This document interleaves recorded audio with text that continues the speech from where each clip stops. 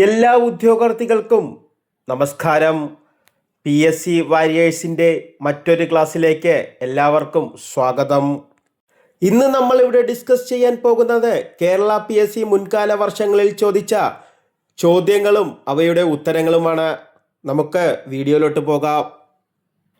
ഒന്നാമത്തെ ചോദ്യം, സസ്യങ്ങളുടെ വളർച്ച മനസ്സിലാക്കുന്നതിനുള്ള ഉപകരണം ക്രെസ്കോഗ്രാഫ് കണ്ടുപിടിച്ചതാര്? സസ്യങ്ങളുടെ വളർച്ച മനസ്സിലാക്കുന്നതിനുള്ള ഉപകരണം ക്രെസ്കോഗ്രാഫ് കണ്ടുപിടിച്ചതാര്? ഉത്തരം ഓപ്ഷൻ ബി, JC ബോസ്. ഉത്തരം ഓപ്ഷൻ ബി, JC ബോസ്. രണ്ടാമത്തെ ചോദ്യം, ക്ലാസിക്കൽ പദവി ലഭിച്ച ആദ്യ ഇന്ത്യൻ ഭാഷ. ക്ലാസിക്കൽ പദവി ലഭിച്ച ആദ്യ ഇന്ത്യൻ ഭാഷ. Option A, Tamil. ക്ലാസിക്കൽ പദവി ലഭിച്ച ആദ്യ ഇന്ത്യൻ ഭാഷ തമിഴ്. ക്ലാസിക്കൽ പദവി ലഭിച്ച ആദ്യ ഇന്ത്യൻ ഭാഷ ഓപ്ഷൻ എ, തമിഴ്. അടുത്ത ചോദ്യം, ബിഹു എന്നത് ഏത് സംസ്ഥാനത്തിലെ ഉത്സവമാണ്? ബിഹു എന്നത് ഏത് സംസ്ഥാനത്തിലെ ഉത്സവമാണ്? ഉത്തരം ഓപ്ഷൻ ഡി, ആസാം. ഉത്തരം ഓപ്ഷൻ ഡി, ആസാം. ആസാമിൻ്റെ ഉത്സവമാണ് ബിഹു. ആസാം എന്ന സംസ്ഥാനത്തിൻ്റെ ഉത്സവമാണ് ബിഹു.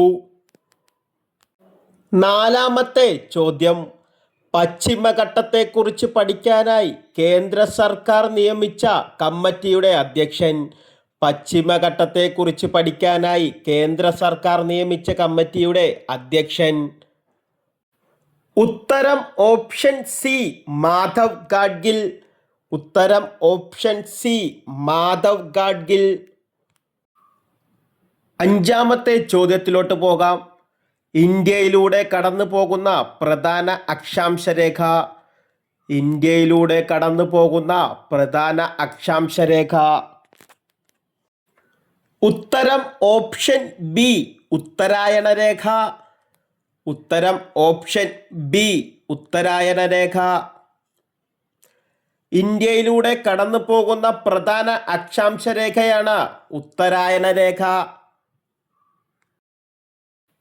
ആറാമത്തെ ചോദ്യം, മൂന്ന് വശവും ബംഗ്ലാദേശ് എന്ന രാജ്യത്താൽ ചുറ്റപ്പെട്ട ഇന്ത്യൻ സംസ്ഥാനം. മൂന്ന് വശവും ബംഗ്ലാദേശ് എന്ന രാജ്യത്താൽ ചുറ്റപ്പെട്ട ഇന്ത്യൻ സംസ്ഥാനം. ഉത്തരം ഓപ്ഷൻ എ, ത്രിപുര. ഉത്തരം ഓപ്ഷൻ എ, ത്രിപുര.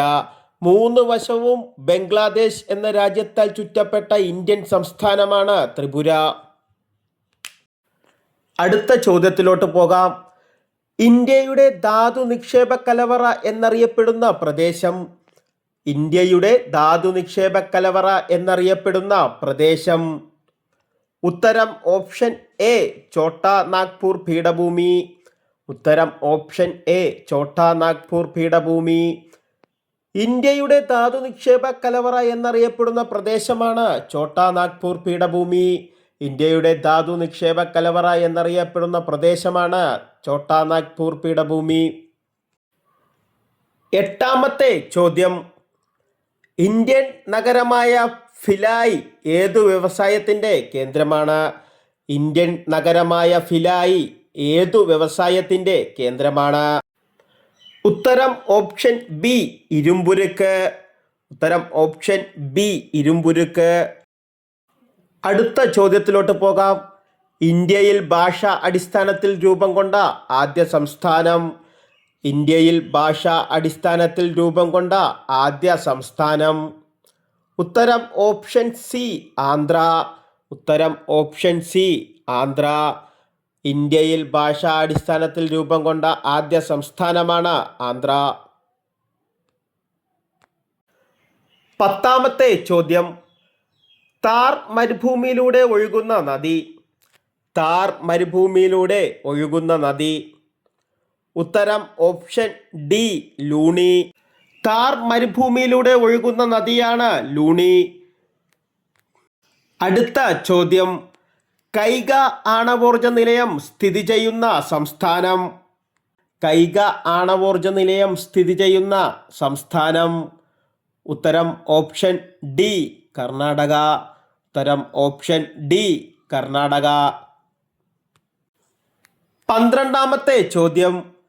ഇന്ത്യയിൽ നിന്നും അവസാനമായി പുറത്തുപോയ യൂറോപ്യൻ ശക്തി. ഇന്ത്യയിൽ നിന്നും അവസാനമായി പുറത്തുപോയ യൂറോപ്യൻ ശക്തി. ഉത്തരം ഓപ്ഷൻ എ പോർച്ചുഗീസുകാർ. ഉത്തരം ഓപ്ഷൻ എ പോർച്ചുഗീസുകാർ. ഇന്ത്യയിൽ നിന്നും അവസാനമായി പുറത്തുപോയ യൂറോപ്യൻ ശക്തിയാണ് പോർച്ചുഗീസുകാർ. 13ാമത്തെ ചോദ്യം. ദേശീയ കായിക ദിനമായി ആചരിക്കുന്ന ഓഗസ്റ്റ് 29 ആരുടെ ജന്മദിനമാണ്? ദേശീയ കായിക ദിനമായി ആചരിക്കുന്ന ഓഗസ്റ്റ് 29 ആരുടെ ജന്മദിനമാണ്? ഉത്തരം ഓപ്ഷൻ ബി ധ്യാൻചന്ദ്. ദേശീയ കായിക ദിനമായി ആചരിക്കുന്നത് ധ്യാൻചന്ദിൻ്റെ ജന്മദിനമാണ്. ഓഗസ്റ്റ് 29 ദേശീയ കായിക ദിനമായി ആചരിക്കുന്നത്. അടുത്ത ചോദ്യം. ഇന്ത്യയിലെ ആദ്യ വിദേശ ബാങ്ക്. ഇന്ത്യയിലെ ആദ്യ വിദേശ ബാങ്ക്. ഉത്തരം ഓപ്ഷൻ ഡി ചാർട്ടേഡ് ബാങ്ക്. ഉത്തരം ഓപ്ഷൻ ഡി ചാർട്ടേഡ് ബാങ്ക്. 15ാമത്തെ ചോദ്യം. ദേശീയ ചിഹ്നത്തിൽ സത്യമേ വജയതേ എന്ന വാക്യം രേഖപ്പെടുത്തിയിട്ടുള്ള ലിപി. ദേശീയ ചിഹ്നത്തിൽ സത്യമേ വജയതേ എന്ന വാക്യം രേഖപ്പെടുത്തിയിട്ടുള്ള ലിപി. ഉത്തരം ഓപ്ഷൻ ഡി ദേവനാഗരി ലിപി. ഉത്തരം ഓപ്ഷൻ ഡി ദേവനാഗരി ലിപി. ഈ ക്ലാസ് നിങ്ങൾക്ക് ഉപകാരപ്പെട്ടു എന്ന് ഞാൻ വിശ്വസിക്കുന്നു. നിങ്ങളുടെ അഭിപ്രായങ്ങളും നിർദ്ദേശങ്ങളും കമൻറ്റ് ബോക്സിൽ അറിയിക്കുക. നന്ദി, നമസ്കാരം.